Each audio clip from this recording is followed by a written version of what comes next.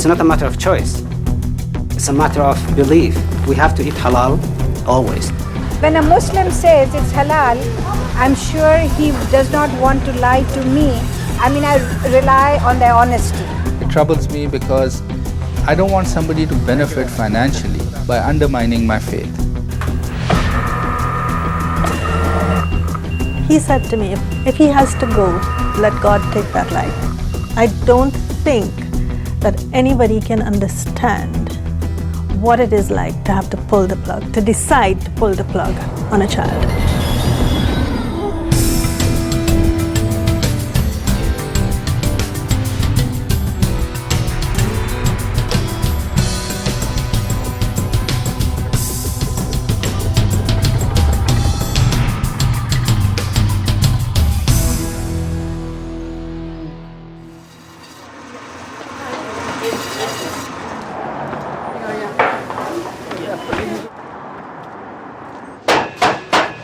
It can be hard to choose just the right cut of meat. For Sohail Raza, buying dinner is especially challenging. Yes, I'm getting my chicken from Medina, halal poultry. And This is Desi Corner, a halal meat shop. I normally frequent it for my shopping after Friday prayers. Raza always seeks out authentic halal meat for his family. Halal means permissible or lawful for Muslims.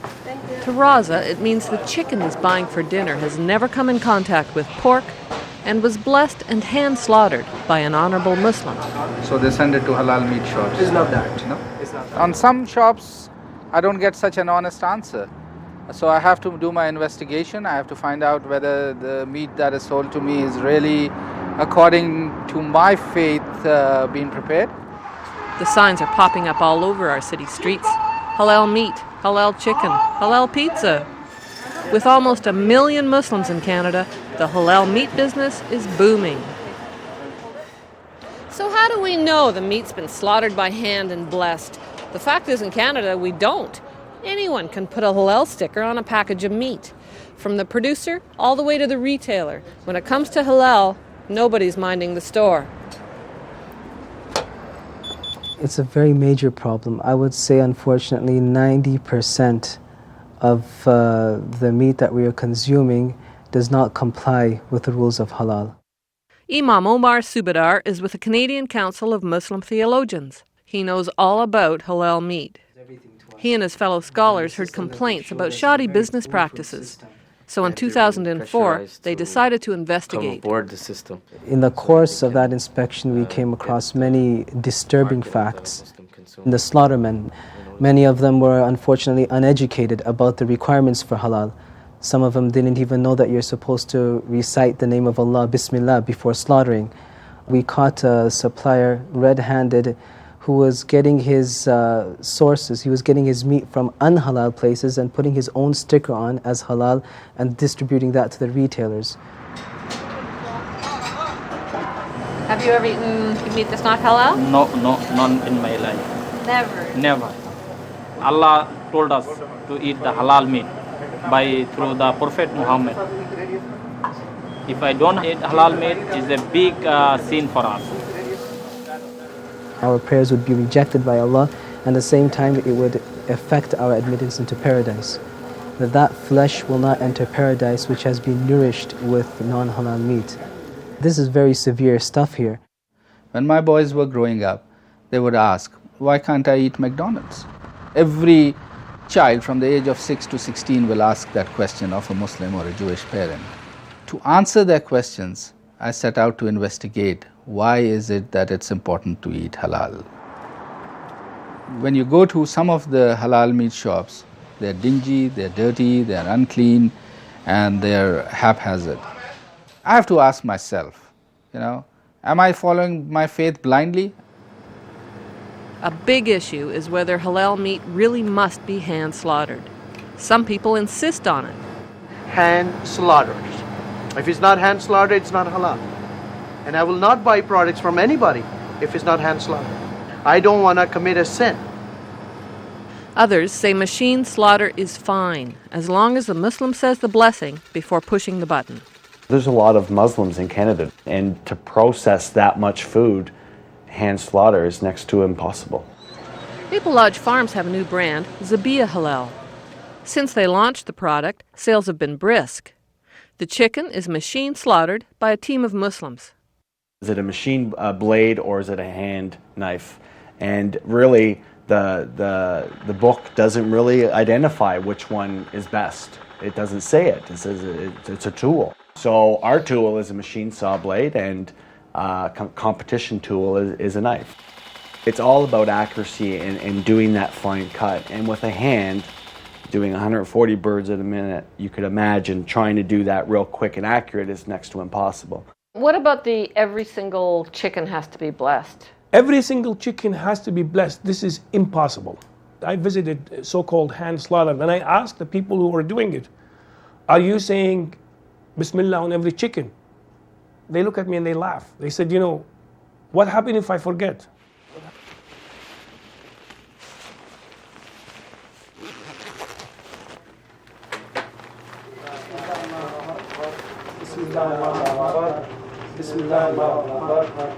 These Muslim men are demonstrating how they'll slaughter 6,200 chickens today. Shoulder to shoulder, facing Mecca, they'll bless each chicken, Bismillah, Allah Akbar. cut 3 veins in its neck with a sharp knife, and repeat. Their employer, El Safa Halal, supplies meat to Muslims all over North America. It's not a matter of choice. It's a matter of belief. We have to eat halal always. People put trust in me, so I have to be responsible for that. So we don't jeopardizing the halal. What do you say to people who say you can't possibly be competitive if you're going to maintain a hand slaughter? Well, I guess I would say come out and see for yourself. This plant today, we're operating with 3 slaughtermen. We're doing about 40 birds per minute, but we can do as much as 120 per minute. Simply means we need to add some more people onto the line, maybe 5 or 6 Muslim slaughtermen. So that's simply not correct. You can be competitive. And for us, it's not an economic issue. It's about someone's religion, so we really have no choice. You write here 100% halal. Does anybody else sell not 100%?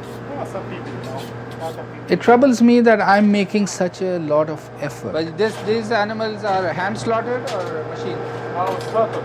It troubles me because I don't want somebody to benefit financially by undermining my faith. There should be a body that just does not issue certificates, but is physically present when the slaughtering is done. And then I'll feel convinced that what I'm eating is according to my faith. A new standard could be just around the corner. Imam Omar Subadar has recently announced the creation of the Halal Monitoring Authority. It's a non-profit agency modeled on a governing body in Britain that proved successful in cleaning up the halal meat industry there. We're shocked that there's such a heavy neglect within the market, and that basically that encouraged us to take the steps that we are taking right now. We're trying to devise this system, this monitoring system, to make it easy for the community so they would be ensured that what you're getting on your plate is genuine halal. It's not something which has just been simply labeled as halal. All the details will be known soon, but it will promote hand slaughter and require inspectors at every stage of the halal process. Their hope is consumers will demand the authorized meats and producers will be eager to comply. Yeah, they have in the grocery stores in Dominion, when you buy the halal meat slices of bologna or something, Yeah. stamped approval. Those are self-proclaimed people who just rubber stamp anything. Right. Sohail Raza hopes one day he won't have to worry that his dinner might be offending his God. So with all the halal meat shopping I did today, I'm still questioning whether what I'm eating is halal in the proper sense or it could be from anywhere. For 360 Vision, I'm Donna Young. I'm Marianne Meade Ward. It's the real soul food. But how much do religious diets really matter? I'll tell you what I think after the break.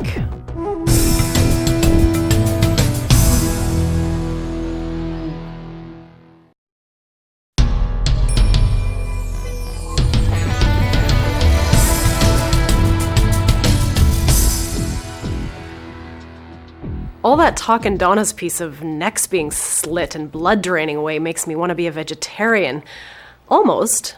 But thankfully, I don't have to give up my filet mignons and ham sandwiches. Christianity has no dietary restrictions per se, although we are told to use moderation and avoid intoxicating substances. And once upon a time, Catholics were told not to eat meat on Fridays as an act of penance. But now they can substitute that with another act of penance or charity. By far the most restrictive diets are in Judaism and Islam. For the most part, these rules come out of health restrictions. But how serious are these dietary rules? Well, there's debate in all the religious communities. In fact, only 15 to 30% of Jews actually follow the kosher laws. So obviously they don't feel that their mortal soul is at risk. Strict Muslims say you won't see paradise if you eat non-halal meat. But there are exceptions in both Judaism and Islam. If you're in a life-threatening situation, you can eat whatever you need to survive. I think that principle can be extended.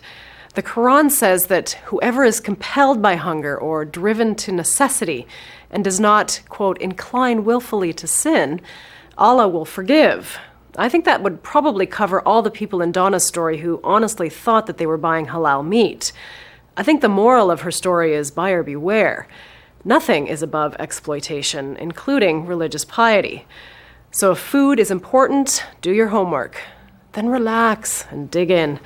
I think we have far more important things to worry about in this world than what goes in our mouths. Let's worry about the people who don't have enough food, period, kosher, halal, or otherwise, before we worry about how an animal is killed. But speaking of killing, maybe vegetarianism is the way to go.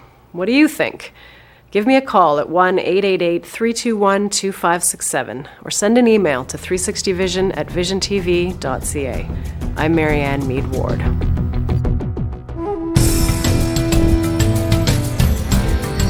And I just went, quickly pushed my hand into the incubator, and I touched him. And with that touch, he twitched.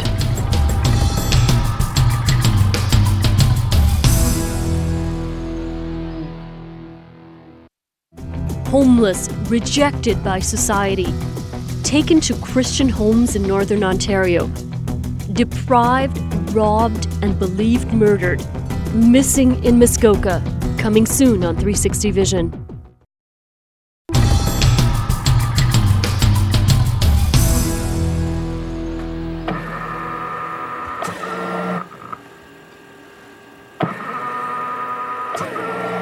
Azim Qayyum has a rare disease. It's called Ondine's curse. When he falls asleep, he can't breathe on his own. He needs a respirator to stay alive. They told us he wouldn't survive. Sometimes I expect him not to be breathing, not to be alive. Most people with Ondine's curse die when they're very young. That's what makes Azim's case so remarkable. I look nice. I know you're nice. I know I look nice. Lila Qayyum is Muslim Canadian. She has 2 children. This is her eldest. At first glance, a picture-perfect family. No hint of the harrowing choices that they faced. I did not think anything could go wrong. I guess I was naive. Didn't in my wildest dreams think I would be given a challenge like this. December 8th, 1979. Lila gave birth to her first child. It should have been a celebration. Should have been. It should have been, but when he came out, he was just limp and lifeless. He just did not move. And when we looked at him, I remember clearly looking at him, and he was grey. He was grey, so we knew something was wrong. That something was an injury at birth. The baby was rushed to the Toronto Hospital for Sick Children. He was paralyzed from the neck down. He couldn't breathe. I was really amazed and shocked. And of course, I was not allowed to go and see him because the doctors, I think in their minds, did not expect him to survive. 5 days later, Lila was discharged from the maternity ward. She went to see her baby for the first time. And I just went, quickly pushed my hand into the incubator, and I touched him. And with that touch, he twitched. That twitch gave Lila hope. She was convinced that her son had a will to survive. They named the baby Azim, meaning great. He was on the edge of death. He would need every scrap of greatness to survive. 1 heart attack, 2 heart attacks, then 3. Azim was 7 months old. Doctors thought maybe his parents should let the baby die. It was a tough choice, and that's the first time we sort of disagreed with each other. He said to me, if he has to go, let God take that life. My faith was still quite strong, and we kept praying and praying. But still, I didn't want to make that call. My faith had faltered several times. I questioned why me, why this child has to go through this. We decided that if he does have another attack, we will, I don't think that anybody can understand what it is like to have to pull the plug, to decide to pull the plug on a child. Azim didn't have that 4th heart attack, but doctors didn't expect him to live longer than a year. He still couldn't breathe on his own and needed constant attention. When the doctor had asked us to put him in an institution, that was a non-issue as far as we were concerned. Because from a cultural point of view, you just don't take your child and put him or her in an institution. They brought Azim home. Soon after, Lila quit her job at a bank. I don't think any other way would have worked, because being at home with him, I was able to stimulate him physically, mentally. Azim had severe brain and spinal damage. He might never walk, might never learn to do things on his own. Then it happened. One day, with his parents' determination, Azim sat up. Gradually, he walked, and finally learned to speak. I honestly think that if he had gone in an institution, I don't think Azim would be talking today. I don't even think he'd be walking. She kept reading to Azim. The experts said there wasn't much hope. When they tested him, couldn't get an IQ. The IQ was so low. There was no score. So they placed him into a life skills program. Life skills was an academic death sentence. She wanted to send Azim to a normal public school. No school would take him. The psychologist had said to me, this child wouldn't be reading. He shouldn't be reading. But her son confounded science. The boy who wasn't supposed to read was able to learn. I taught him to read, taught him to write, letters of the alphabet. The hardest thing to learn? I just find learning anything and everything a chore. Lila won a battle to get Azim into a regular public school. He struggled through the grades. He struggled to stay alive. But that wasn't all he had to worry about. Sometimes teachers were a problem. More often, it was the others in class. They isolated me, and I felt sad. I felt humiliated. And my mom had to come into the school and talk to the students about my disability. And after that talk, every one of those kids became my friends.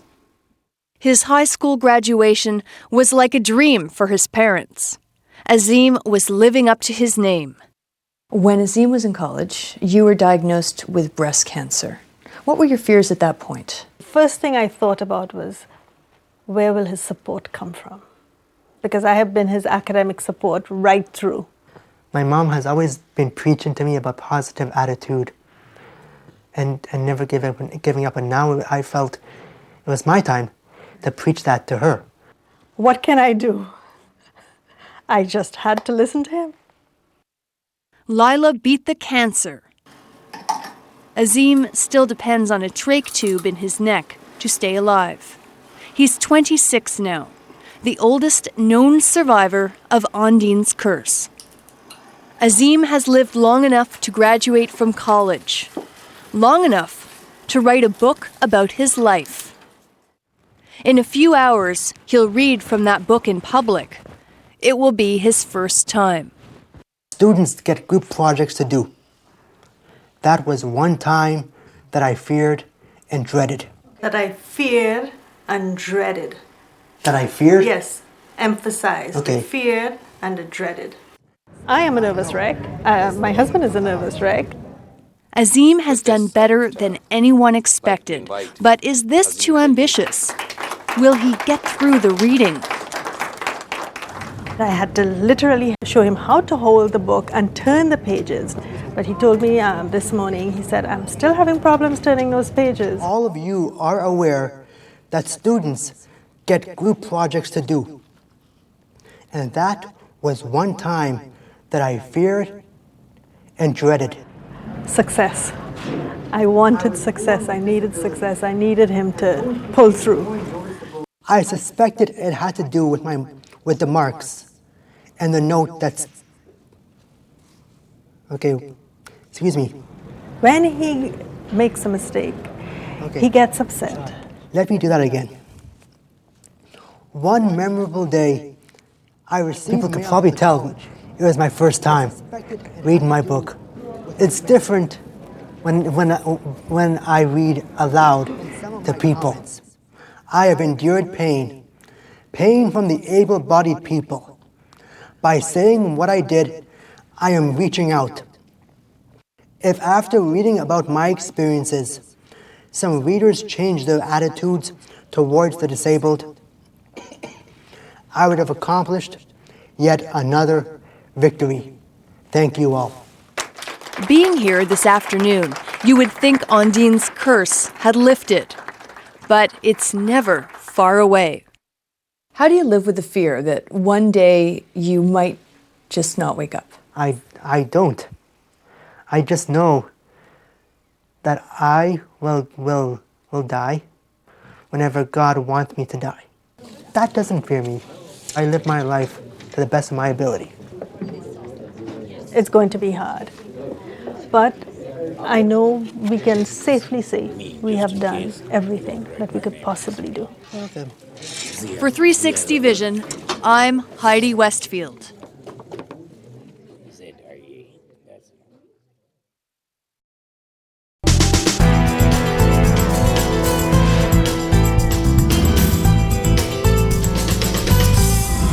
The Anglican Diocese of Toronto is going around closing all the poor parishes like the one we have here.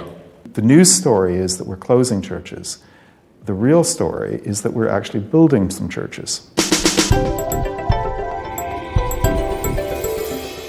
The Lord works in mysterious ways. He provides an avenue unto those who are faint of heart. I pray for the strength and the guidance for these people. They're heroes. Why isn't the media focusing on good aspects of the Anglican Church? Yes, we have problems and it has to be rectified. I feel sorry for St. Clemens. I wish them well. I hope they remain open.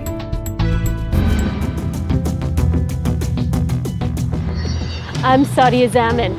Next week on 360 Vision, a feature interview with the very controversial Bishop John Shelby Spong.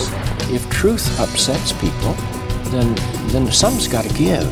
You either hide from truth or you change.